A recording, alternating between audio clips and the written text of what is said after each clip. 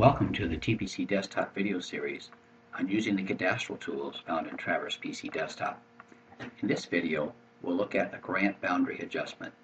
This is basically a rotate and scale adjustment for irregular grant reservation boundaries that were established prior to the public land survey system, and often they're a combination of calls to natural monuments and meets and bounds, and basically we need to put in the record information and then tie to some known section line or township point and rotate onto that point, rescale these courses to make the calls fit.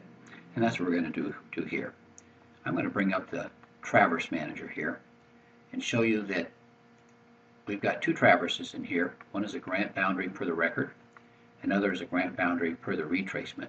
I'm going to open up the retracement first, and all I really need the retracement traverse in here to do is to establish the end point of the that I'm going to tie the record data to. So let's notice that this 203 is the last point in the retracement. Now let's come back and open up our record grant boundary, and I see that here's my record data from the same beginning point 100 to the ending point 103, and I've just put in 203 as a side shot so we can see that we're off by a little bit here. And that's the adjustment we're going to take care of in the grant boundary adjustment. So I'm going to come back and close that Traverse Manager so we can see the whole drawing. How do we do this then? Well, we start with the traverse that holds the record data, and we go to the closure view. In the closure view, we want to make sure that the adjustment details is turned on, because that's where we're going to get the individual course information displayed about the adjustment we're doing.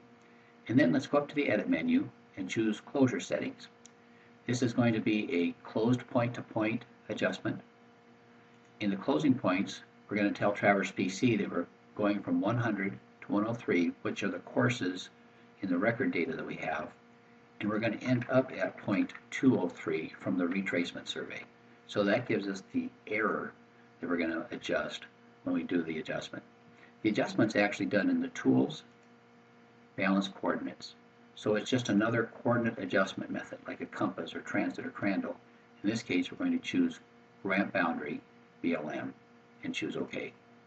Now here's why we turned on those adjustment details, because it gives us the same information that we would have computed if we had done this manually. Let's take a look at it.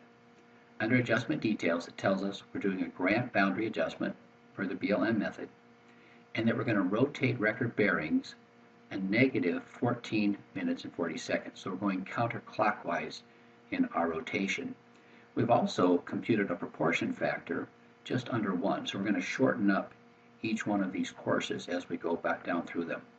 So let's take a look at how Traverse PC actually did the adjustment here. Here's point 1, our starting point, or point 100. Of course, there's no adjustment there.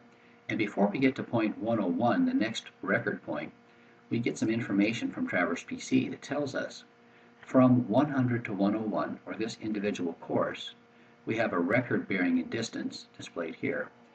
After we do the grant boundary adjustment, we now have an adjusted bearing in distance.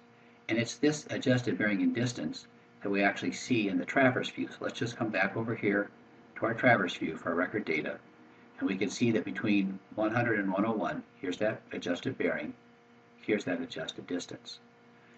Now we come down to point 101 and we work through the other courses until we get to point 103, which is our closing point, which will now be the same, or have the same position as the closing point for our retracement. So we can see that grant boundary adjustments are really quite easy to do.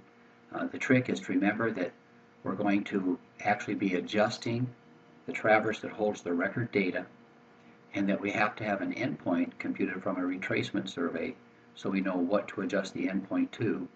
And in the process of doing the grant boundary adjustment, then we will rotate and scale so that the record endpoint matches the retracement endpoint.